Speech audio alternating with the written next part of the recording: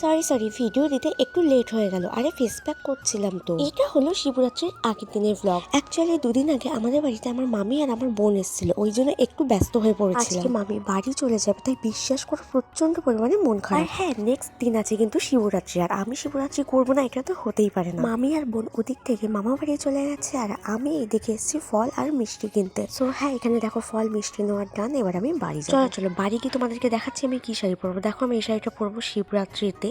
এটা হচ্ছে আমার মামির শাড়ি, আমার জন্য রেখে গেছে, সাথেই ব্লাউজটা। এখানে তোমরা যত ফুল দেখতে পাচ্ছ এগুলো কিন্তু আমি সবই পুজোর দুদিন আগে তুলে রেখেছি, নয়তো আজকে হলে একদমই পাওয়া যেত না। যেহেতু আমি একদম সকাল সকাল জল ঢালতে যাব, ওই জন্য সবকিছুকে ভালো করে প্রিপেয়ার করে নিচ্ছি। আর এখন আমি স্নান করে নেবো তাড়াতাড়ি। স্নান করার পর আমার অনেক কাজ আছে, আমি আবার শাড়িও পরবো, কিন্তু তার আগে আমাকে একটা আকন্দ ফুলের মালা গাঁথতে হবে, কারণ আমি অনেক আকন্দ ফুল তুলে নিয়েছি। আমাদের এখানে একটা আকন্দ ফুলের মালার দাম এখন 50 টাকা নিয়ে নিচ্ছে। তোমাদের ওখানে কত জানিয়ে দিও। আর হ্যাঁ, শিবরাত্রির ব্লগ খুব তাড়াতাড়ি আসছে।